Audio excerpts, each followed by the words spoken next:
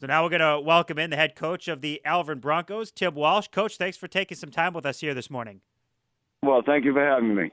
Certainly a great game for you guys last night. The defense really showed up, and especially the front four for your defense. Yeah, they played well. A couple of key interceptions, the key moments, and some key stops inside, and it was just a very physical game on both sides.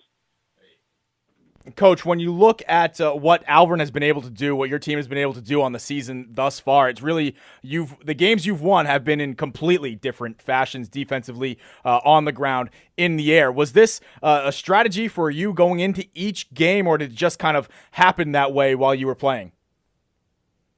Sometimes it's a strategy. We try to utilize the weapons that we have, both on the ground and in the air, and we try to take advantage of what the defense presents to us.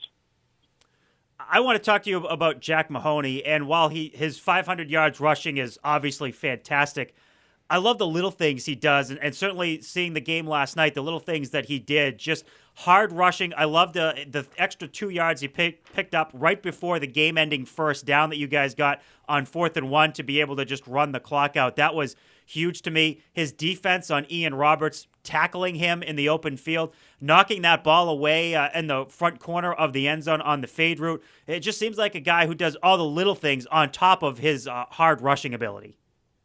Absolutely, and that's one of the reasons he was elected one of the tri-captains. He's a quiet kid that leads by example. He's very knowledgeable of the game, a real student of the game, and takes pride in everything that he does, offensively, defensively, special teams, the whole game. He's just an all-around great player. Coach, personally, as an Alvirne alum, I've watched and been part of football teams there that had big guys in the trenches, but couldn't always put it together. It seems thus far this season, your big guys have been able to win the trench battles, work together, work as a unit, and really utilize their individual talents as well as their collective talents. Everything as always starts in those trenches. How important and well, as a coach, how important is it for you, and how much do you enjoy it, having that ability to throw those guys out there and their ability to win? Merrimack coach last night, Dante Lorendi, said, "We got beat up physically, lost the battle on the lines." How important for you as a coach is that?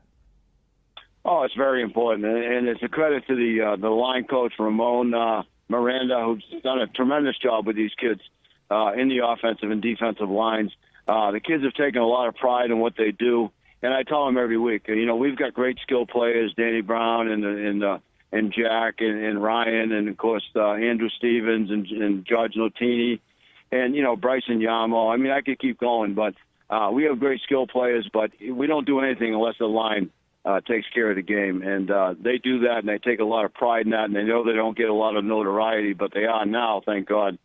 And it's well deserved. They work hard in practice. The coach works them very hard in practice, so. That's one of the reasons, I think the main reason that we've had the success that we've had. Hey, Coach, look, I personally have to look out for the line guys. As a former defensive end, you have to give credit where it's due, I know what it was like to be the guy doing all the dirty work and then get all the guys behind me with the credit, Right, absolutely. And, the running backs, they really appreciate what they do.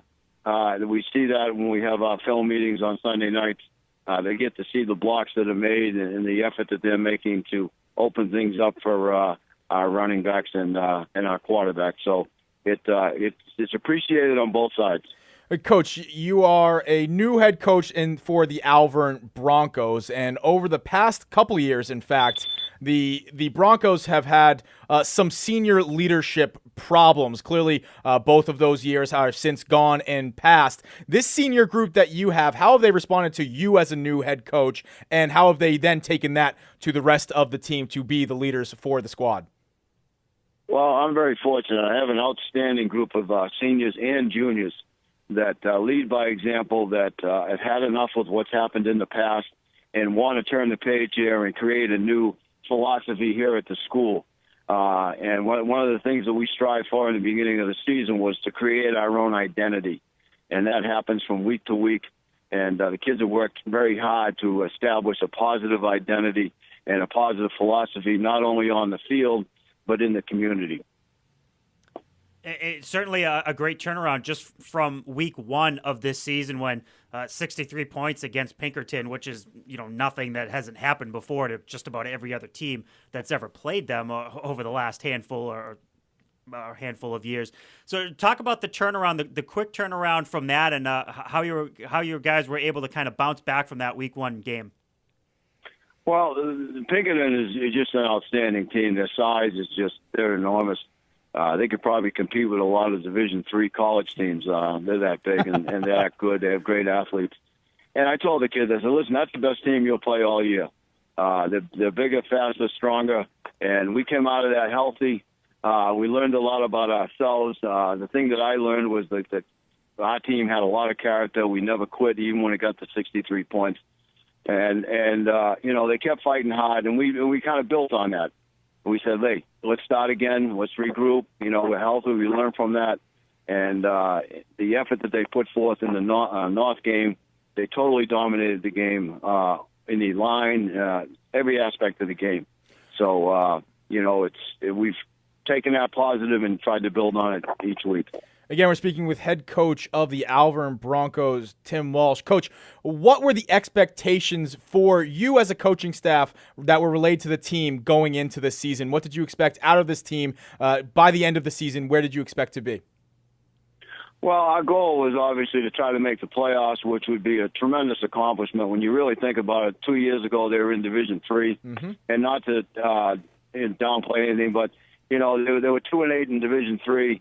And to be 2 years later in Division I is a major, major jump. Jump one level is one thing, but two levels is just, and especially from a program that hadn't been winning. So we went into this, we knew we had some good athletes and a good line, and we just thought that if we worked hard, we'd take one game at a time and see what happened. And it didn't get off to a great start. I mean, that was a tough team to start against Pinkerton, but the kids have responded, and it's a credit to the juniors and seniors and their toughness, their mental toughness more than anything else, and how they've approached the season from that point on.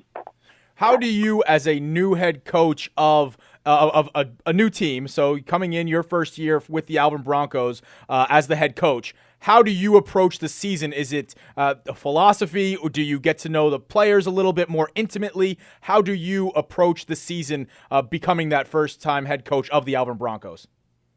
Well, of course, it's important to get to know your players and what they can and can't do, and try to put your players in a position to be successful. I think that's very important as a head coach, to be able to analyze what their talents are and how they fit into the system that you're using.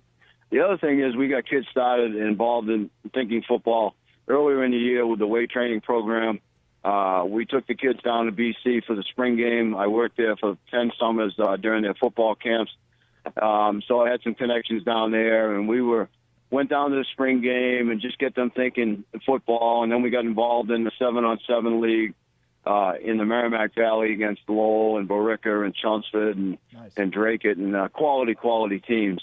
And that helped us prepare. We actually upset Lowell and Tewksbury, and that gave the kids a lot of confidence, and they realized, hey, we can compete with these kids.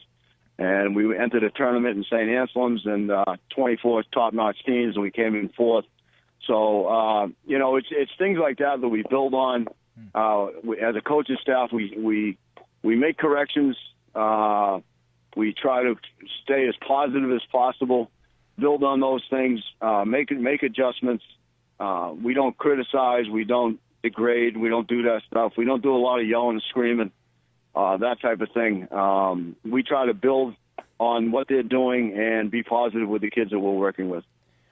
All right, Coach, one final question before I get you out of here. Next week you have Salem. They currently only have one loss, but you also have a string of home games. In fact, of your final 5 games, 4 of them are at home. So you've done most of the road play already. What do you look for against a team like Salem with just one loss, and how much does it mean for you to know that you have 4 out of 5 games at home down the stretch?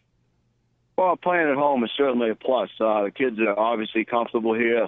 The fans are here. We get great crowds at the games. We have an outstanding band that plays here at the school, and it just adds to the whole atmosphere. Being at home is a real plus, but we've really faced some quality opponents here, especially in the next 3. There'll be some real tough games. Salem will be a real tough match for us. we're both 3-1. They'll probably win today. I imagine they will. We'll get over there and try to take a look at them. But we expect them to be real tough. So we might have a little edge being at home. Hopefully it gives us a little edge. But we're expecting a very physical game, and hopefully we can utilize both aspects of our offense and continue to play good defense. Great, Coach. So a little scouting today, going to head out to see the Salem Timberlane game? Oh, absolutely. Awesome, Coach. I know you're watching the JV game, so I want to let you go. Thanks so much for joining us. We really appreciate it. It was a great discussion about your Alvirne Broncos. Well, thank you very much for having me, and go Broncos.